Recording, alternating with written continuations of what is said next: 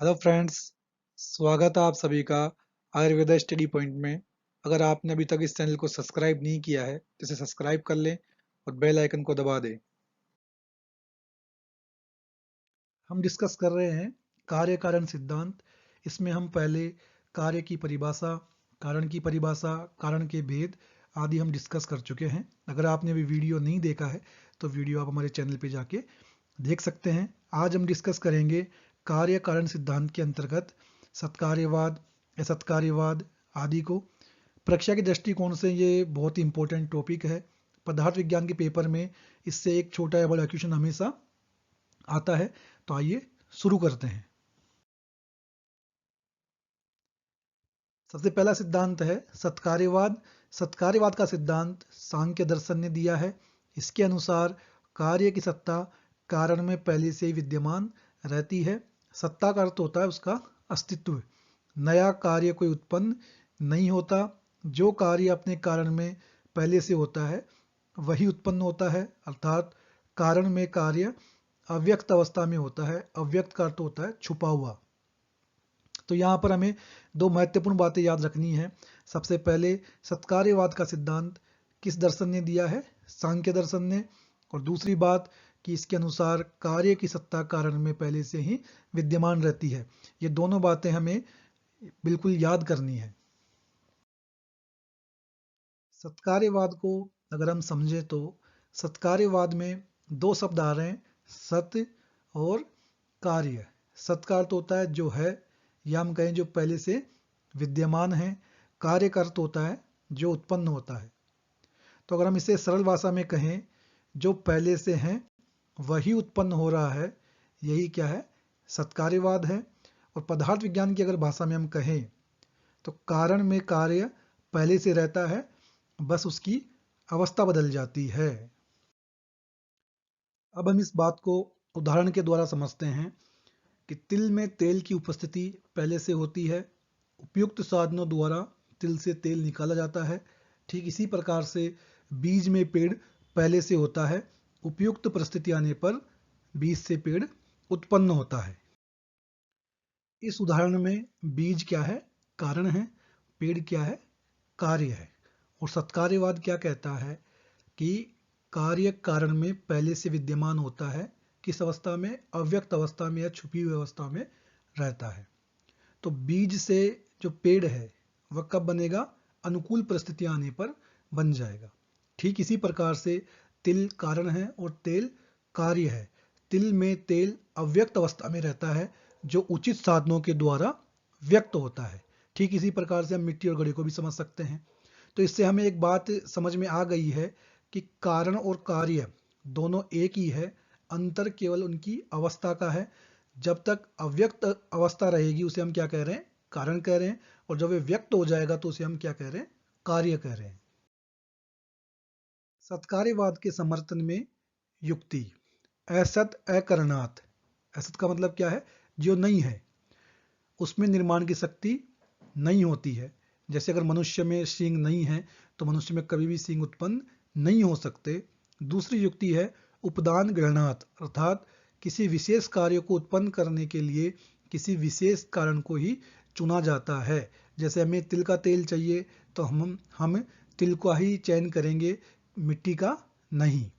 सर्व संभव अभावात, अर्थात सभी कार्य सभी कारणों से उत्पन्न नहीं होते हैं। अर्थात जिसका कार्य है वह उसके कारण में पहले से ही विद्यमान होता है। जैसे तेल तिल में पहले से ही होता है, तेल कभी भी मिट्टी में नहीं होगा। सक्तस्य शक्य करणात्, जो कारण जिस कार्य को उत्पन्न करने में समर्थ हो वह उसी कार्य को उत्पन्न कर सकता है। ये भी बात अब आपको समझ में आ रही होगी। कारण भावात, कारण और कार्य एक ही है, उसमें केवल अवस्था का अंतर है। एक व्यक्त है और दूसरा अव्यक्त है। तो अब आपको समझ में आ रहा होगा कि जो व्यक्त है वो क्या है? कार्य है। और जो अव्यक्त है वो क्या है? कारण है। इसके बाद में है परिणामवाद। इसका वर्णन सांख्य दर्शन ने किया है। ये दो प्रकार का होता है, धर्म परिणामवाद और दूसरा है लक्षण परिणामवाद। जो जो धर्म परिणामवाद है जब गुणों में परिवर्तन होता है उसे हम क्या कहते हैं, धर्म परिणामवाद कहते हैं। जैसे रस से रक्त का निर्माण क्या है, धर्म परिणामवाद का उदाहरण है। तो धर्म का मतलब हमें याद रखना है कि जब गुणों में परिवर्तन होगा तो उसे हम क्या कहते हैं, धर्म परिणामवाद कहते हैं। और जो दूसरा प्रकार का है लक्षण परिणामवाद, जब गुणों में बदलाव न होकर केवल बाहरी स्वरूप में परिवर्तन होता है तो उसे हम क्या कहते हैं, लक्षण परिणामवाद। जैसे जल का बर्फ में बनना। इसके बाद में है असत्कार्यवाद। असत्कार्यवाद सत्कार्यवाद का विपरीत है। तो सबसे पहले असत्कार्यवाद का जो वर्णन है वो वैशेषिक दर्शन और न्याय दर्शन ने किया है। और असत्कार्यवाद को आरंभवाद भी कहते हैं। इसके अनुसार कार्य कारण में पहले से विद्यमान नहीं रहता है, अर्थात कार्य एक नई घटना है, इसका पहले से कोई अस्तित्व नहीं होता है। कार्य नई घटना है, नया उत्पन्न होता है, इसीलिए इसे क्या कहते हैं, आरंभवाद कहते हैं। ठीक है, तो सत्कार्यवाद क्या कह रहा था कि कार्य कारण में पहले से विद्यमान रहता है, और असत्कार्यवाद क्या कह रहा है कि कार्य कारण में पहले से विद्यमान नहीं रहता है। असत्कार्यवाद के समर्थन में युक्तियां। यदि कार्य उत्पत्ति के पूर्व कारण में रहता है तो उसे उत्पन्न करने के लिए अन्य किसी की आवश्यकता क्यों पड़ती है। यदि कारण कार्य एक ही है दोनों, तो नाम एक ही होने चाहिए उनके। यदि कारण में कार्य पहले से ही होता है तो दोनों का प्रयोजन या उद्देश्य एक ही होना चाहिए। कार्य और कारण में आकार में भिन्नता क्यों होती है। तो आप इन सभी के आंसर या इनका खंडन आप खुद भी कर सकते हैं कि सत्कार्यवाद और असत्कार्यवाद में खंडन कैसे होगा, वो आप कर सकते हैं। क्योंकि इनके मोस्टली सभी का आंसर क्या होगा कि कारण और कार्य में क्या रहता है, अवस्था का अंतर रहता है। एक क्या है, व्यक्त अवस्था है, और दूसरी क्या है, अव्यक्त अवस्था है। अब तक जो हमने देखा है उसमें से सबसे जो महत्वपूर्ण बातें हैं वह यह है कि सत्कार्यवाद का सिद्धांत सांख्य दर्शन ने दिया है, और इसके अनुसार कार्य कारण में पहले से विद्यमान रहता है। असत्कार्यवाद का सिद्धांत वैशेषिक और न्याय दर्शन ने माना है, और इसके अनुसार कार्य कारण में पहले से विद्यमान नहीं रहता है।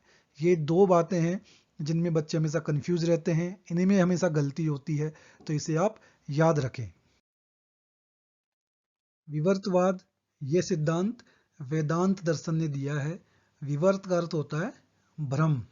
जो वस्तु जैसी है उसे वैसी ना समझकर कुछ और समझना क्या कहलाता है, विवर्तवाद कहलाता है। जैसे रस्सी को सांप समझना। तो कार्य कारण का विवर्त है। केवल देखने में ऐसा लगता है कि कार्य कारण का वास्तविक रूप है, परंतु सत्य कुछ और ही होता है। ठीक है, जैसे सृष्टि का कारण क्या है, ब्रह्म है, और जगत उसका भ्रम मात्र है ना। हमें क्या लगता है कि सृष्टि का कारण, मूल कारण क्या है, ब्रह्म है, लेकिन हम जगत को ही सब कुछ समझते हैं और उसी में फंसे रहते हैं। इसीलिए वेदांत दर्शन ने क्या कहा है, ब्रह्म सत्यम जगत मिथ्या। अगला सिद्धांत है परमाणुवाद। यह सिद्धांत वैशेषिक और न्याय दर्शन ने दिया है। इसके अनुसार जगत की सभी वस्तुएं चार महाभूतों पृथ्वी, जल, अग्नि, वायु के परमाणुओं से बनी होती है। इसमें आकाश को इसलिए नहीं माना क्योंकि वह नित्य और विभू होता है। परमाणुओं के संयोग और विभाग से वस्तुओं की उत्पत्ति और विनाश होता है। जैसे गुण परमाणुओं में होंगे वैसे ही गुण उनसे बनी वस्तुओं में होते हैं। ठीक है, अभी हम यहाँ पर यही याद रखेंगे कि परमाणुवाद का सिद्धांत किसने दिया था, वैशेषिक और न्याय दर्शन ने दिया था। इसके बाद में संयोग और विभाग कैसे होता है यह हम सृष्टि उत्पत्ति क्रम में जब पढ़ेंगे तब वहां पर आपको डिटेल से समझाएंगे। इसके बाद में है अगला सिद्धांत क्षणभंगुरवाद। ये सिद्धांत बौद्ध दर्शन ने दिया है।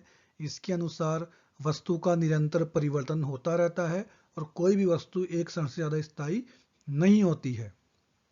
अगला सिद्धांत है अनेकांतवाद। इसका वर्णन जैन दर्शन ने किया है और इसके अनुसार प्रत्येक वस्तु के अनेक पक्ष होते हैं। अगला सिद्धांत है स्वभाववाद। स्वभाववाद चार्वाक दर्शन ने दिया है। इसके अनुसार जगत की उत्पत्ति को ये एक संयोग मात्र मानता है, इसमें किसी कारण को नहीं मानता है, या जो कुछ भी है वह सब कुछ क्या है, स्वभाव से है। जैसे अग्नि में उष्णता किससे है, स्वभाव से होती है। अगला सिद्धांत है स्वभाव उपरमवाद। यह है आचार्य चरक की देन है। इसके अनुसार स्वभाव से ही नाश होता है। धातुओं की उत्पत्ति में कारण होता है, लेकिन धातुओं के नाश में किसी प्रकार का कोई कारण नहीं होता है, वह स्वभाव से ही क्या हो जाती है, नष्ट हो जाती है। उम्मीद करते हैं आपको ये टॉपिक समझ में आया होगा।